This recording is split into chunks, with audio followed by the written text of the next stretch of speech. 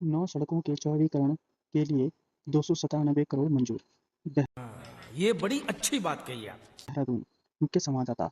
उत्तराखंड में सड़क नेटवर्क को मजबूत करने के लिए केंद्र सरकार ने केंद्रीय सड़क एवं अवसंरचना निधि से 235.42 किलोमीटर लंबाई की 9 सड़कों के चौड़ीकरण के लिए 297.37 करोड़ की स्वीकृति दी है। थैंक्स। मुख्यमंत्री श्री पुष्कर सिंह धामी ने कहा कि निश्चित तौर पर इस स्वीकृति से प्रदेश में सड़क संपर्क और अधिक सुदृढ़ होगा। ये सड़कें शामिल कपकोट, विनायक धार, खैरना, रानीखेत, मोहना मोटर मार्ग, चकराता लाखा मंडल, शेरपुर से कोर कॉलेज रुड़की, स्वर्गीय जगमोहन सिंह नेगी मोटर मार्ग, दुगड्डा, जसपुर काशीपुर, बाजपुर, ककराली गेट, हुलीघाट, भैरवनाथ मंदिर, चौबट्टा खाल में बिजोरा पानी, जयकोट, अल्मोड़ा में बाड़े छीना, सेराघाट। देहरादून वरिष्ठ संवाददाता। दून, टिहरी, उत्तरकाशी और हरिद्वार समेत पूरे देहरादून संभाग में संचालित स्टेज कैरिज परमिट वाली बसों में अगले 6 महीने के भीतर चरणबद्ध तरीके से ई टिकटिंग व्यवस्था लागू होगी। स्कूल बस वैन में सीसीटीवी कैमरे और जीपीएस भी अनिवार्य होगा।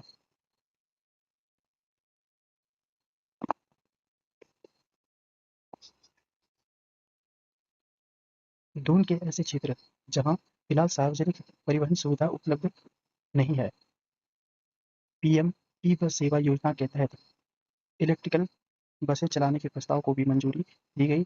इसके अलावा ऑटो रिक्शा को डोईवाला रूट पर जौलीग्रांट एयरपोर्ट और हिमालयन अस्पताल तक संचालन की विशेष अनुमति दी गई। गुरुवार को सर्वे चौक स्थित आईआरडीटी ऑडिटोरियम में आरटीए अध्यक्ष एवं गढ़वाल आयुक्त आनंद स्वरूप की अध्यक्षता में हुई बैठक में कई प्रस्तावों पर निर्णय लिया गया। हरिद्वार में नए परमिट। हरिद्वार और रुड़की क्षेत्र में यात्रियों की बढ़ती संख्या और जरूरत को देखते हुए नए ऑटो परमिट जारी किए जाएंगे। ऋषिकेश में सर्वे के बाद परमिट। ऋषिकेश शहर में नए ऑटो परमिट जारी करने की मांग पर आरटीए ने सर्वे करने का फैसला किया है। इस सर्वे की रिपोर्ट के आधार पर ही यहाँ नए परमिट आवंटित किए जा सकेंगे। इस बैठक में उप परिवहन आयुक्त एवं सदस्य शैलेश तिवारी, आरटीए एवं आरटीओ सचिव शैलेश तिवारी,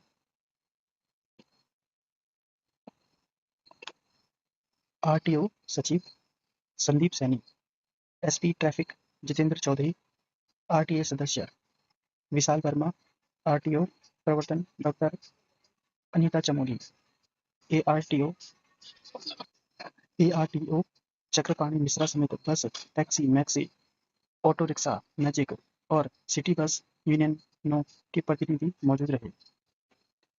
आरटीए के 8 मुख्य फैसले। परमिट और सुरक्षा नियम। परमिट की सभी शर्तों को एक जगह संकलित किया जाएगा।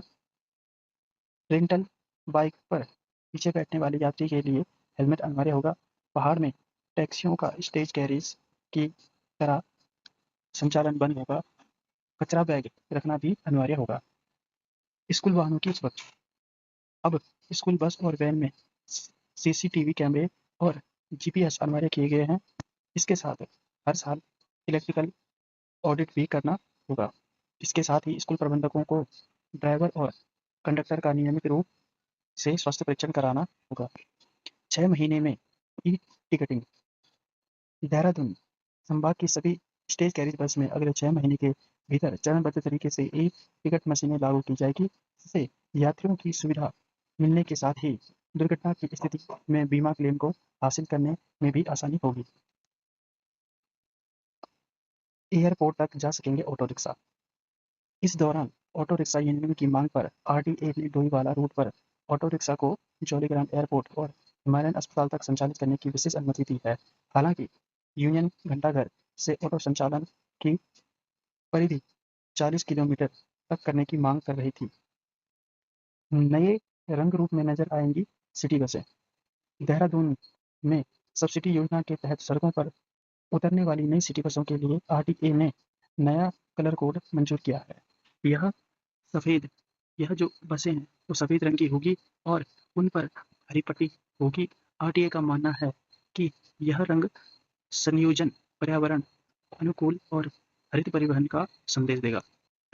ग्रामीण क्षेत्रों में ई बसें लंबे समय से सार्वजनिक परिवहन का इंतजार कर रहे दुधली और बालावाला क्षेत्र के ग्रामीणों को राहत मिलने जा रही है।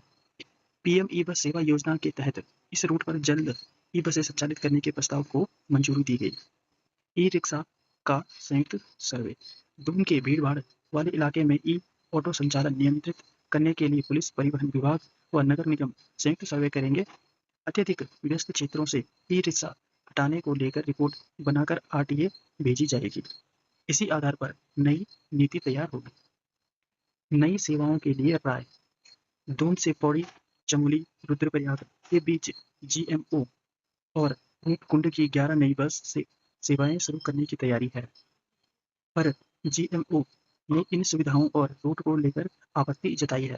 अब आरटीए कानूनी राय मशविरा लेने के बाद इनके संचालन पर अंतिम निर्णय करेगी।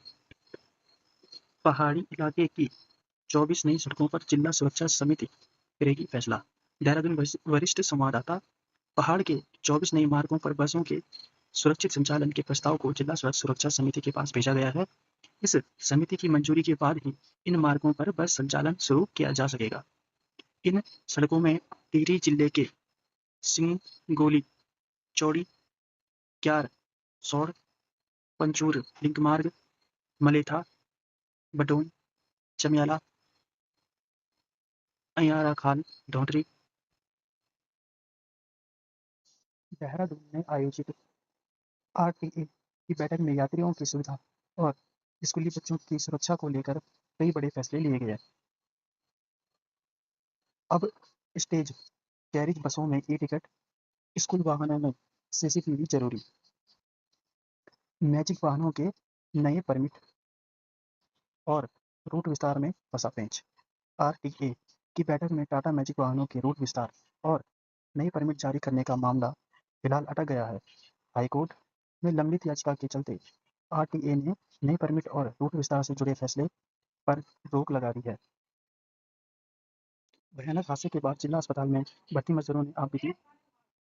देर रात तक राहत एवं बचाव कार्य में जुटे रहे अफसर।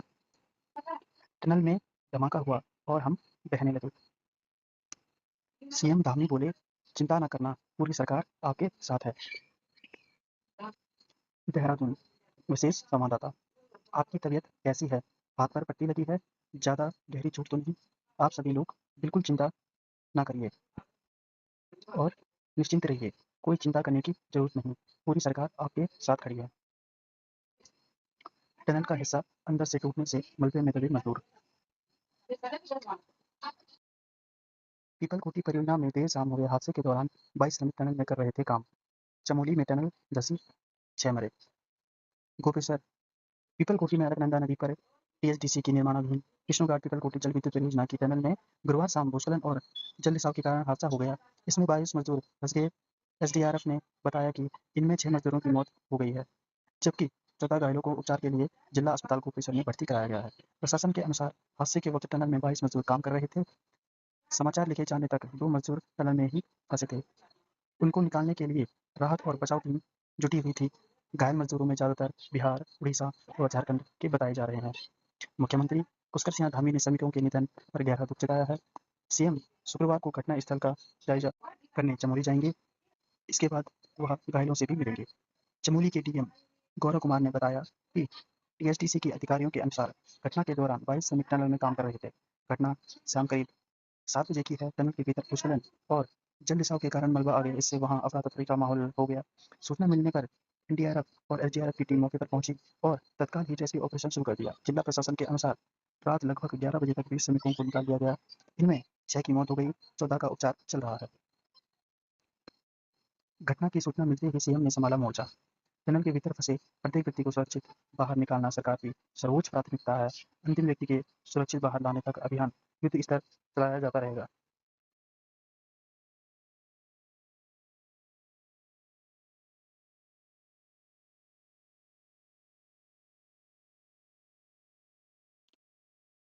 टनल में भूस्खलन, 9 मजदूरों की मौत।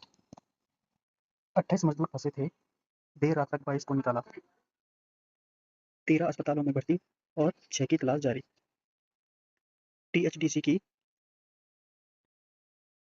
टीएचडीसी की निर्माणाधीन विष्णुघाट पीपलकोटी जल विद्युत परियोजना की टीआरटी में हादसा।